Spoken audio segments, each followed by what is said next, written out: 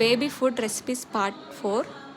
ఈరోజైతే నేను carrot టమాటాతో rice చేద్దాం అనుకున్నా. దానికోసం అన్ని ప్రిపరేషన్ స్టార్ట్ చేసిన.